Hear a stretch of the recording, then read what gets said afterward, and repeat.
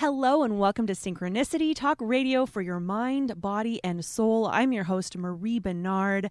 Happy New Year. This is the first episode, the first original episode of 2018. So I'm so thankful to be back with you. And today we're speaking all about love. We're joined by Armand Zadeh. He is a cardiologist and a professor at Johns Hopkins University. He's authored more than 100 scientific articles, and he's an editor of scholarly books in medicine. And he is the author of the book we're going to be talking about today, The Forgotten Art of Love, What Love Means and Why It Matters. Welcome to the show, Armand.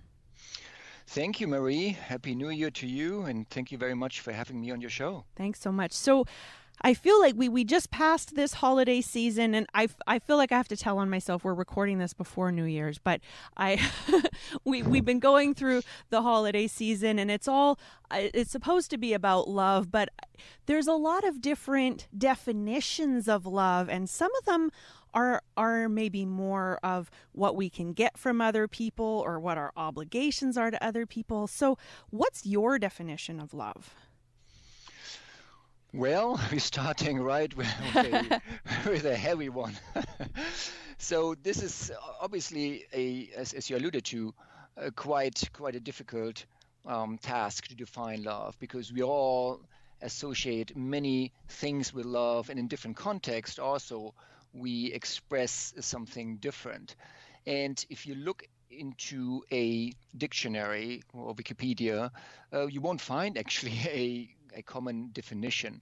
And the reason for that is that it's such a complex entity, and again, where people have different associations, and there's a lot of discussions about it.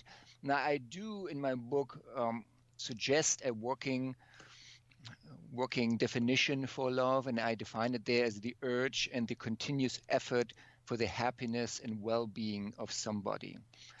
And what I was trying to do there, to capture some of the two key components, what I believe love is, and that is, one, they obviously are strong emotions, and so I'm trying to express that with the word urge. Whenever we look at somebody we love, there is this feeling inside that we want this person to be happy and good for this person. So there is this urging feeling there.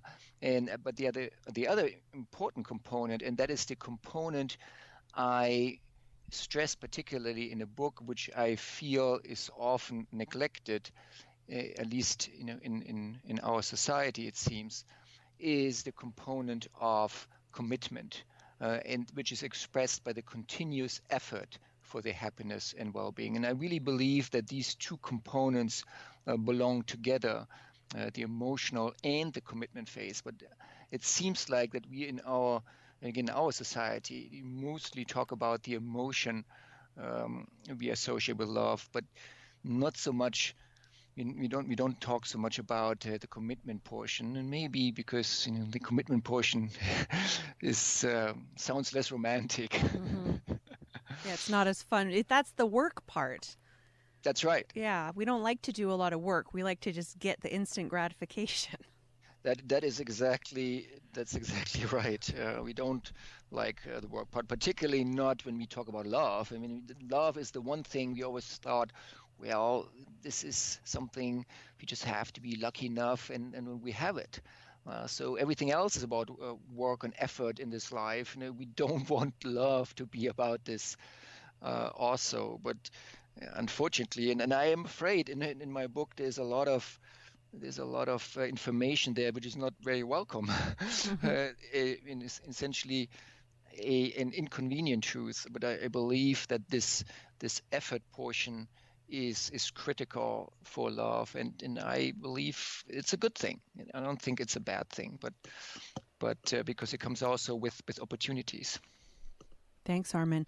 Now, you're a cardiologist, and we associate the heart with love. So I'm assuming that that's sort of one of the reasons why you decided to write this book. But do you want to tell us a little bit about how your work as a cardiologist relates to you writing The Forgotten Art of Love? Well, I mean, I have to admit there are a number of reasons why I wrote this book, and only one aspect has something to do with me being a cardiologist. I mean, for one, obviously, I'm a person like everybody else, and I'm trying to make sense of this life, and particularly what the purposes of it all. And love clearly is an answer, if not the answer. But we seem to struggle with love, at least with keeping love in our life as a focus. And so there's a philosophical aspect about it, which I find fascinating. I was always drawn to philosophy, I have to admit. But then this question leads to the science aspect. I mean, I'm a cardiologist, but I'm actually mostly a researcher. And as a scientist, we're trying to understand things. So I'm interested to know why we're struggling with keeping a focus on love in our lives, and why is love so central for our happiness? And is love anchored in our biology? Is it spirituality? Is it both? So here's where my medical background comes in, trying to understand how love affects our body and mind. In regards to me being a cardiologist, we know that love has a profound effect on health, particularly heart health. I mean, just this weekend, there was another report showing that the quality of marriage, if you have a steadily happy or improving marriage versus not happy, correlates with actually cholesterol values and blood pressure values. So we know that folks who have loving relationships live longer and healthier than those in unhappy relationships or without any relationships. And so there are a number of reasons to be interested in exploring the nature of love. In addition, there are some life events which points you in one or the other direction. And in my case, they reinforced my interest in understanding the phenomenon of love with the hope that by delving into the depth, trying to understand the mechanisms of love, maybe that has implications for us to be better equipped to keep a focus on love in our lives. Thanks, Armand. Right now, we are speaking with Armand Zadeh. I'm saying your name right.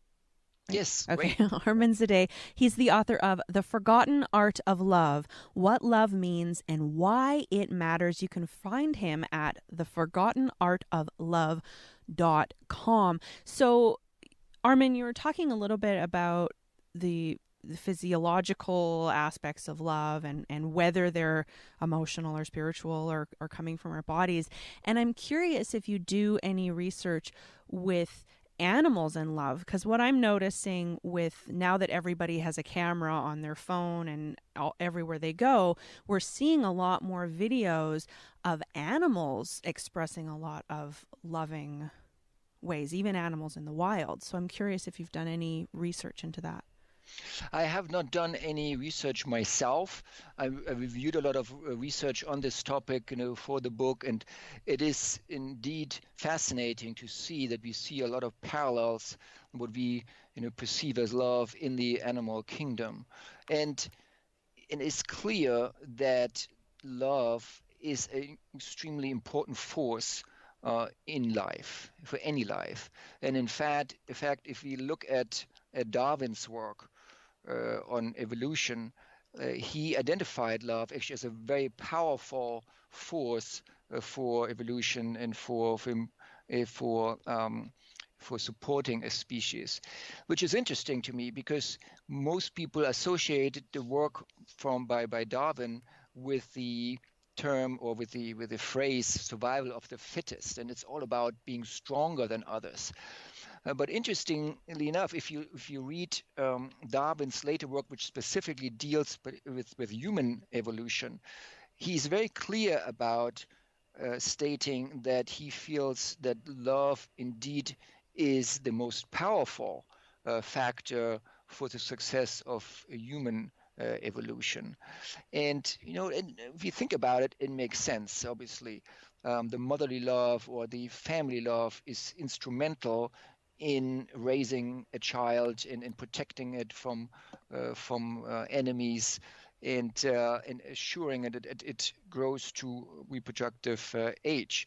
So that is something which is very strongly also found in the animal world. But there are certain things which are unique to human life, which we won't find in animal life. Um, and one of these factors are hypothetical because we cannot really look into animals' brains, but it seems like that we are uniquely aware of our processes in our mind, and we assume that animals are not, and we can actually control these, whereas we believe that most actions by animals are instinct driven. We believe that the humans have much more control about following an instinct or rejecting instinct, which is actually very, very critical, I believe, for the whole aspect of understanding love. But another example is that among mammals, humans are unique in the sense that they maintain a lifelong relationships to their parents, which is not found in the animal world, at least as far as I researched, as far as I could tell. There, it's all about raising the child, the offspring to productive age, and then they're on their own. But we, for our entire life, have a strong bond with our parents. So there are definitely unique characteristics about human love. But I'm glad you mentioned that because there's good support for the notion that love is a strong evolutionary factor and force. Mm-hmm. Thanks, Armin. Yeah, I'm reminded of the study that was done with baby monkeys, where the baby monkeys were given the option of something soft and cuddly or food, and consistently they would choose the cuddles over the food. They needed it more. Oh yeah, yeah. Love is, it seems, the most powerful force. At any given time, it seems we are exposed to drives. Drives want us to do something, and some of the basic drives are easy to understand. When we're hungry, you want to eat. If we're thirsty, you want to drink, sleep, etc. So there are a lot of drives working on our mind all the time, and most of these drives are being rewarded if we follow these drives with some kind of gratification. When we eat, we feel better. There is some release of hormones which give us a feeling of contentment, which obviously is supposed to reinforce that next time we feel hungry, that we eat. So these things all make sense. But it seems that there is a hierarchical structure in our brain, which goes to what you had just said, that there is a greater release in response to certain drives. And it seems, and this is hypothetical, I cannot prove that beyond reasonable doubt at this point, but this is an intriguing hypothesis that acting in response to the drive of love seems to be rewarded not necessarily with the greatest or highest level of excitement, but with a more prolonged period of contentment, which is unusual because most of the other drives, we have a fairly instant peak and then it subsides, with hunger again, and with thirst, sex, and there is an immediate gratification, but then it does not last. But it seems that the response of our mind to following the loving impulse is associated with longer contentment, and that's why it makes it so intriguing. Thanks, Armin. Again, we are speaking with Armand Zadeh. He is the author of The Forgotten Art of Love, What Love Means and Why It Matters. He is a cardiologist and he also is a professor at Johns Hopkins University. And we're here today talking about love. You can find him at theforgottenartoflove.com. Now, Armin, you make a case for having love taught as a subject in school. Yes, and that may seem a little provocative, but I basically feel that, hence the title of my book, that love is an art. And I agree with Eric Fromm, who was the one who coined this expression and came up with this in the 1950s. And I'm not sure how many of your listeners still remember Eric Fromm. Um, he was a renowned psychologist and social philosopher, and he wrote the book The Art of Loving, published in 1956. And there he proposed to view love more than just a emotion, but indeed as an art. And he reasoned there that love requires skills, knowledge, and devotion to master it, just like an art.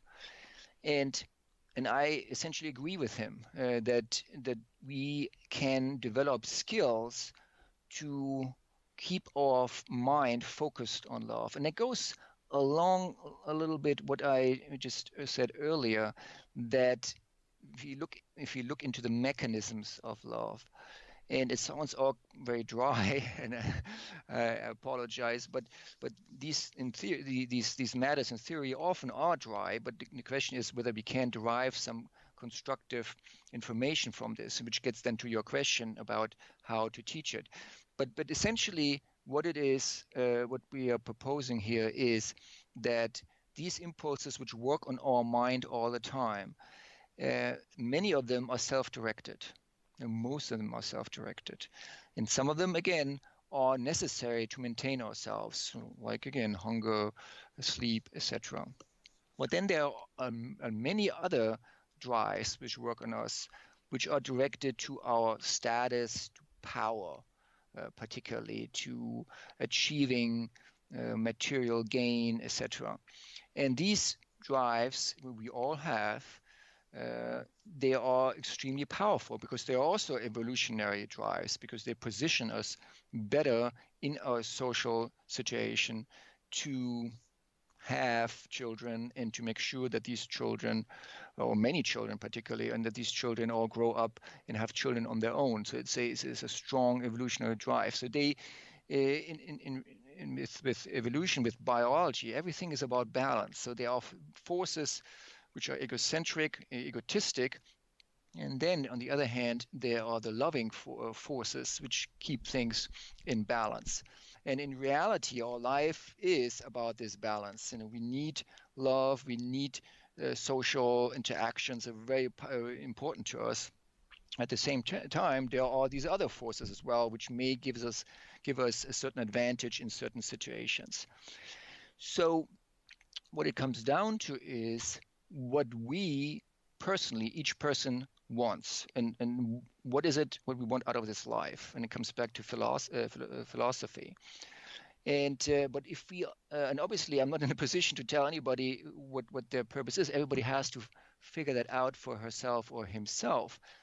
However, what I was interested is in again, the biology. Is there something in our biology which kind of tells us what would be most suitable? And when I say most suitable, then I define that by achieving a state of contentment. So because most people, that's what they want. When they say, what do you want? You want to be happy. And most people want to be happy. So the question then is, what causes this sensation of happiness in our brain? And that goes back to what we discussed, that everything what we do is associated with some reward. If I go now we know that there's interesting data to do that, go on social media and I have 10 likes, that gives me a positive feedback, and some release of dopamine in my brain makes me feel good. So there are all these little highs we get from from all activities. When we eat something, again, there's a little high. If we have an interaction with somebody, there's a little high. So we are, essentially dopamine junkies, and we constantly trying to get these highs. But as mentioned, most of these are short-lived. They're just as a little peak, and then they're gone. Whereas the impulse to follow our love drive is rewarded again with a lasting contentment. And if we believe that is what we're after, we want lasting contentment, and I would argue most people would like that, then the answer is that our mind seems to favor if we minimize our egocentric drives, just to make sure that we stay alive, but focus as much on our love impulse as possible. That will give us the combination of lasting contentment and happiness, what we want, and do not give us and distract us less from these egocentric impulses, which only gives us little highs, but don't give us lasting contentment. And the art of loving is to be able to recognize in our mind what's going on, where are these drives, what effect have they on us, and then reject those um, at will, consciously, and allow us to focus more on love. And if we do that, again, the result will be more contentment. And that concept can be taught. So it's a long-winded answer to your question, but I wanted to make sure that I explain what I mean by teaching love, and what is actually what I like to teach. Now, I'm very glad that you mentioned the aspect of teaching love at school, because that gets us to a subject which is also, I think, critically important, which is the enormous stress our kids have in these days. And there are lots, I'm sure you had a show on this, but I hear on the radio quite a bit on it, and it's really, truly frightening. I have children myself, and they are going in various stages of schooling right now. And so I witnessed firsthand what enormous stress kids are under. The academic pressures, and I think every parent can speak to that, are enormous. I mean, they seem to be spiraling out of control. Or even in elementary school now, they have homework every day, even over the weekend. It's unbelievable. And obviously, we're living in a society which is extremely competitive. And as soon as kids getting into high school, they will have to look out for their grades to get into the best colleges. We live in an extremely competitive environment. And I cite some really frightening statistics in the book. For instance, one by the American Psychological Association, which had a survey in 2013 reporting that teenagers had stress levels equaling or exceeding those perceived by adults, with approximately 1/3 of teens expressing signs of depression. 1/3 of teens expressing signs of depression. I mean, how depressive is that? It's awful. And to cope with increased stress, teenagers turn more frequently to alcohol and drugs. That is also statistically shown. And most sadly of it all, suicide rates increased by almost 1/4 between 1999 and 2014 in the United States. But 25% in just 15 years is unbelievable, with the greatest increase among females seen in girls between 10 and 14. Wow. I mean, it's truly awful.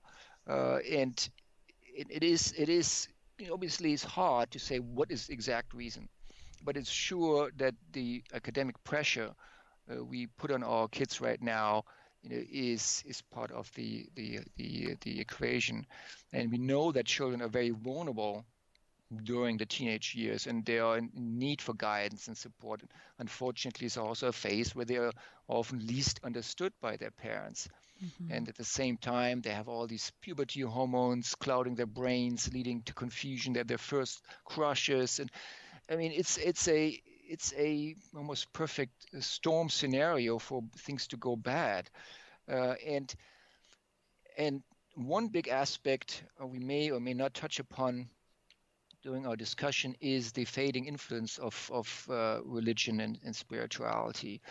And that's also statistically shown that fewer and fewer adults and children assign themselves to a religion. And there's different angles to that, but one thing for sure is that religion and spirituality gives you guidance. It gives you a different perspective on life. And if that is also fading, we're leaving essentially our children under more and more pressure, with less and less structure and guidance. So the idea here what I was proposing is to have a love or health class in high school, which focuses on general discussions on love. And that should be for attendance only, not for additional grades. It's funny when Uh, I read that part of you mentioning just attendance only, no grades. I noticed this reaction in myself for a second that I had to question of like, no grades, how is that going to work, and then I thought, well, cheapers, look at how strongly we've been conditioned, or at least I've been conditioned to want to measure everything and validate and assign it some kind of judgment or grade. yes, I'm glad you said that. That is exactly true. That's how we operate right now.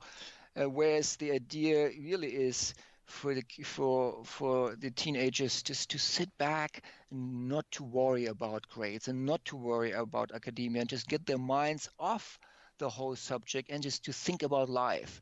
And the idea is just to get them some perspectives independent from parents and other sources on general concepts of happiness, much like we discussed here, promoting and understanding how these things affect us, and that societal pressures are arbitrary and not absolute. And this is very important, I think, for teenagers to understand. There is no such thing that our structure is the structure which needs to be the best for them. It's just our structure, and there are limitations and there are advantages to this structure. So I think it's important for them to widen their perspectives and to make them understand that that academia is only one aspect of life and not the answer to everything. And hopefully that gives them the perspective to deal better with stress and focus more attention to living, and maybe specifically to love, having these discussions also to give them a little different perspective on love. That there's the feeling portion, but there's also something they can learn, which would be very empowering to them. At least that is the idea. Well, we all know, I'm sure, now that school is getting more and more stressful for kids, and we see people going through various levels of education, and I'm sure you've met people who have master's degrees and PhDs, and yet you're looking at them and like, how did you complete a PhD? You can barely function in the world. Yes. Like, it boggles my mind that there's this, there's the academic level of intelligence, but that doesn't necessarily mean that you know how to tie your shoes or balance a checkbook or not scream at your children. Well, that's exactly right. But that's how our structure is set up right now. Because there's no time anymore. When these kids are so busy getting their grades up and having other achievements, also extracurricular achievements to fill up their resume, to be competitive. I mean, it's unbelievable. I'm actually sitting on a committee, admission committee for our university, for our students, and I'm just flabbergasted how much these young adults, and they are 20, 21, what have they done already in their lives, and they have these huge resumes, and I was just, how can they do all these things, and how can they have also at the same time some kind of grasp on life? But that's exactly as you said. There's so much pressure, and there's so much focus now. It really does not leave much for our personal development, and it is really true that we often wake up, and that's the cliches, obviously, is the midlife crisis, where we school and career, and then we start our family, and everything is just so busy and doesn't leave us much time to develop. And then all of a sudden we wake up years later, and then we lean back and, oh my gosh, what just happened, and what am I doing? And unfortunately, that is something often which is quite late in life, and it would be much smarter for us just to incorporate some of that thinking earlier on in the stage of our development, where we have some time to think about things, and what is it really we want to get out of life, and who am I mean, it takes time for us to figure that out, and obviously our biology is such that we are more self-directed in your younger years, and that is purposefully so, that we can obtain a basis for having a living, and then later in life be developing or becoming the wisdom rather to have a broader perspective. But it would be very helpful, I think, if we have the opportunity, or just at least the opportunities to gain some perspectives at younger age, and it would be probably very helpful to us. Mm. Thank you. We are speaking right now with Armand Zadeh. He is the author of The Forgotten Art of Love, What Love Means and Why It Matters. His website is theforgottenartoflove.com. And now you mentioned, Armand, a little earlier that we have kind of deviated from spirituality and religion. And this I found interesting. I saw a discussion on Facebook the other day about religion, and someone had mentioned the idea of self-mastery and that religion teaches self-mastery. But what I got out of religion, I was raised Catholic and various forms of Christianity. It wasn't presented to me as, oh, no sex before marriage is a sign of a type of self-mastery, and these are the benefits that you're going to get. It was presented in, if you have sex before marriage or you do whatever is considered a sin, you're bad, you're wrong, you're going to suffer, rather than, hey, look at what your life could be like if you don't eat all the cookies in the cookie jar, you don't sleep with every person that you're attracted to right away. So what are your thoughts about that? Well, I'm glad you mentioned that. You put your finger right at the core issue many people have with religion. I personally, I feel we can learn a lot from religion, and I find it fascinating. The issue is, and I'm not the first to point that out, is that often once a religion is formed, that something it's called institutionalizing happens, and then the core message of the religion often gets distorted. And that is the key problem with, it seems like, with any religion, because something was written hundreds and hundreds of years ago. There were many people, following and coming up with rules which were probably well meant, but over time, and influenced also by the time, in several hundred years ago, had an effect, and continues to have an effect, and probably not an intended effect according to the origin of the religion. And so I completely agree with you. So what we have to look, and I believe we have to look at the source. What is it really what the religion teaches us? And I feel that particularly Christianity teaches love. Jesus teaches love. He was one of the masters of love, and if you, pay close attention to what he says is indeed exactly what we've been talking about. To focus on love and to resist the impulse to follow self-directed or selfish impulses. He clearly says we should not make it our goal in life to accumulate a lot of wealth. He clearly says this in the Bible. Nevertheless, in our society, it's a big pressure to become wealthy, and it is something we all, or many of us, strive to. So there's a big disconnect about religion and a society goals. And we're living in this kind of, in a way, schizophrenia that on the one hand, we want to follow our religion. At the same time, there's this disconnect with our society wants. And the society obviously is also influenced from history, and there's a development, etc. But I think the key thing to me is to look at the religions and find the commonalities. And I think there I learned the most, and I really believe that there is strong commonality among the religions, and all religions deal with love. Love is central to all major religions. And to me, it is also fascinating and to ask the question, why is that? Is it, the question, I guess, is it because love is divine? Or is it because religion or the religious leaders or the founders of religions recognize love as an essential force of human existence? Now, of course, you can claim this to be supernatural instead of biological, sure. But I think that, that we're getting so hung up in this discussion. Is it God-given, or is it biology, or is it somewhere in between? To me, I'm more pragmatic in that regard. I don't really care whether you believe in one way or the other. The key thing is a practice.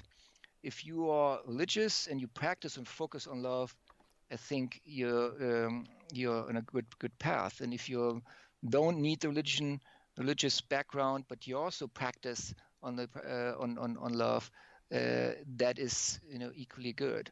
But I think the key notion here is that religions focus on the practice of love. They're teaching us exactly, essentially the same thing, focusing on love, rejecting egocentric impulses, which is a path to happiness. And it's true, it's a proven path.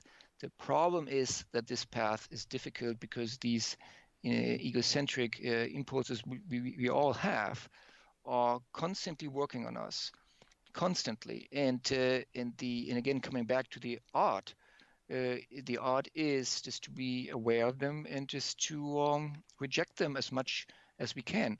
Obviously, people say, well, that is theory and this is all nice, but how is it in real life? But I would argue that this is real life. But the balance between practicality, living in this society, which we obviously all do, and finding the time to focus on love, we all have to find for ourselves. I mean, we can obviously juggle this one way or the other, but I argue that we can learn a lot from religion as well as philosophy, that it seems to be that the best path is just to focus as much on love as we can, whereas allowing self-centered drives to prevail only so much as that we need to sustain ourselves. Thanks, Armand. There's a lot there that to respond to. I feel like our society, I mean, the United States, I'm up in Canada, but the United States has really had an influence on the whole world of this idea of profit over people. I mean, the whole world now measures gross domestic profit, right? That's how we decide how successful our country is, not how healthy our citizens are or how good the education system is, but how much money we're making every year. And I feel like without a social safety net, it reinforces even people who want to be more loving. It triggers that fear of, well, I have to hoard, I have to get all this money, because if I don't have this money, then I'm going to be like the person living on the street, because there's no in between. Right. No, that's exactly right. And there's the conflict of two very powerful drives in us. Obviously, we need to a very strong drive to sustain ourselves, and so the survival instinct is extremely strong. And once we get to the point we feel like our existence is threatened, that becomes a paramount interest of us to sustain ourselves, and it makes it very difficult, as you said, to devote a lot of focus to others. But I completely agree with you that this is something we as a society should decide upon, what kind of balance we like to have. Is the emphasis more on commerce? Is it on economic achievements, etc., or is there a balance? And in every country has a different balance. Canada has a different balance than United States. I grew up in Germany, where probably the system is more similar to Canada, where there's a balance between economic forces and the striving for helping those who are in need and cannot be productive as much as others. And again, to me, this interesting thing is that why don't we learn from our experience? And it seems clear that if we look at it, and we have lots of examples in history, in literature, even in movies. Just over the holidays, many people like to watch A Wonderful Life. It's one of the most beloved movies, and there it's a classic scenario that George Bailey, he was trying to get his banking business going, and he was distraught. He lost a lot of money, but in the end, he recognized this is all meaningless compared to what he has: a loving family, a beautiful, loving wife, loving children. And so intuitively, we love this movie because it rings something very true in us. But at the same time, now is a new year, we start again, and what we do? Our focus is mostly on economic achievements, etc. So the problem is that we don't seem to learn that money does not give us happiness. Jesus tells us in the Bible clearly, don't spend all that energy on accumulating wealth on this earth. What we do often the opposite. So the frustrating part is that we don't seem to understand that this is nothing that which gets us somewhere, that we're much better off finding a balance. Now, it is also clear, we learn from history, that we are going to the other extreme and going to socialism, that doesn't work either, because there's not the practicality there that folks really all work together that nicely. That is something I guess we have to accept. But at the same time, I think we, coming back to the principle of balance, why don't we find that balance between certain achievements and living standards, but at the same time also focusing on others and helping, for most of us, so all of us, having living standards which are comfortable. So I think there's a better middle ground, and I'm very concerned that right now we are in a period where we're heading in the wrong direction. Mm-hmm. Well, it seems, the pendulum seems to just keep going from one extreme to the other. And if you look at economics, before there was the Great Depression, and then the 2008 economic collapse. And there was a movie I saw on Netflix where they go over how that 2008 happened. And it was very similar to what happened in the Great Depression and in previous other economic problems. And yet we haven't learned from history. And the same thing happened. You're from Germany. You know what happened in Germany not that long ago. And now we're seeing similar types of energy happening in current day. And it doesn't seem like we've learned. That's right. Yeah, it's very frustrating. Very, very frustrating. At the same time, I am still hopeful.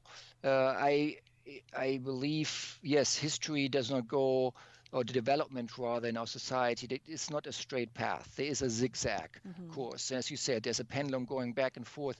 But I think what is really encouraging is if we take a step back and look at the whole thing from a little further apart, and then we see that a lot of good things happened over the last few decades. And there are a lot of good things happening right now also. The whole aspect of addressing sexual harassment, it's a big leap forward right now. And again, if you look at all achievements in our society over the last 100 years, I think there is a lot of good things happening. I make this, I give this example in the book. If you just look 100 years back and you look what our society looked like 100 years ago, which is, when you look at from the history of our world, is obviously just a blink. But just 100 years ago, women couldn't write. To be homosexual was a crime. There was widespread segregation in the United States. And so we've come quite a way already in our society. So we made advancements. So I think overall the direction is right, but right now we happen to be in a phase where the pendulum is swung to the other side. But I'm very, very hopeful that it will swing back to the other side, and that the path is right. And the reason why I'm saying that is because there is something inherent in, again, coming back to our biology, it's something inherent, a strong force there, the force of love, which drives us in the right direction. There is the conflict between self-serving impulses, etc. But love is ultimately a stronger force. So it almost sounds, Armand, like you're saying that just like the individual, as we grow in our self-development, it's not, our growth isn't linear. That's It's right. two steps forward, one step back. Overall, we're making progress, but it's not consistent. And Yes. and it seems like as a society and as a planet, we're kind of in that same position where we have made a lot of improvements, and we're kind of going back and maybe still working out some underlying issues that we hadn't quite faced before we can get to that next level of evolution. It seems like, I mean, again, if you go even further back and see, look what awful times the Middle Ages were, and when there were witch hunts and all these awful things. So, in a few hundred years, our lives have become a lot more loving and considerate, actually. And I also point out that we, as a world community, we seem to stick together when there are major catastrophes. If there's a tsunami somewhere, or other catastrophes in other areas of the world, there's an outpour of goodwill, help, going across this world. So there's a lot of good meaning people on this planet, and but it is, obviously we are distraught and discouraged by a lot of things which happening, which go in a different direction. But I think, yeah, overall, it's not a linear course, but I think we overall direction of our species is the right one. The problem is that in the meantime, we causing so much destruction. Hopefully, it is not too late to correct some of the things we've done. Mm-hmm. Thank you. Well, one of the things that I was working on in 2017, and I'm going to double down on in 2018, is self-compassion, because I feel like uh, the harder I am on myself, the more judgmental I am to other people as well. So when I work on being compassionate with myself, and rather just the same as globally and in our society, there's kind of, I feel like we've taken a few steps back. Rather than beating ourselves up for that, having compassion that this is part of the learning process, because when we feel worse about ourselves, then we just kind of tend to dig a deeper hole. Well, I'm so glad that you mentioned that, because I strongly agree with you. I believe that self-compassion is critical, and it cannot be overemphasized. In fact, I agree with Fromm, who pointed out that self compassion is a condition to love others. It's very difficult to be compassionate towards others if you're not compassionate towards yourself, and that is a component which we struggle tremendously with, which again comes back to our society. Our society has expectations of us, or at least it conveys expectations of us, and it is very difficult, for us just to um, step back and just don't let these expectations get to us. We all struggle with this, and then coming back to the teenagers, particularly the teenagers who are trying to find their position in life, they are very susceptible to it. So it is extremely important that we accept ourselves for what we are. And along these lines, I think again we can learn from religion and from philosophy, from history. There, those who were exemplary of great lovers, masters of love, and just such as Jesus or the Buddha. These individuals, also showed uh, unbelievable humility. So humility is something which is critical for love, and which means that we cannot put so much pressure on us and ask ourselves to be certain, have a certain position or looks, etc. But understand that we all have value as individuals just for being unique individuals. And that is something which is really critical to come to accept. And if we don't, then chances are we will struggle with relationships, because in our mind we constantly trying to get this validation of or we like to be from somewhere else, and that creates a lot of issues. So yes, I couldn't agree more with you that self-compassion, self-acceptance is critical.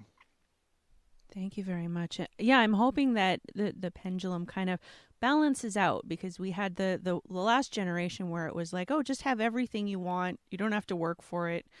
We're all the best. Everyone's the best. We all get a trophy just for showing up. And now this current young generation is suffering almost the consequences of that, where they have to work so much harder. And it's like, no, let's just, we still are going to work, and we're still going to do the things that we need to do to take care of ourselves, but we're also going to have compassion for ourselves and have compassion for the other people around us, because none of us are perfect, and we're all just trying to figure it out. Well, exactly. None of us is perfect, and that's very, very important to acknowledge that we have strength and limitations. We all have strength and limitations. Everybody has strength, but we all have limitations as well, which is fine, which is good. That makes us who we are. It makes us individuals. And I mean, again, I am optimistic that we will bounce back even stronger. Often these kind of crises really make us think harder of who we are, and I really agree with those who believe that the bounce back from this crisis will be quite exciting, actually. Cool. Looking forward to it. All right. Well, we've been speaking with Armand Zadeh. He is the author of The Forgotten Art of Love, What Love Means and Why It Matters. And you can find him at theforgottenartoflove.com. It's just about time to wrap up, but I'm wondering, Armand, if what you'd like to leave us with today.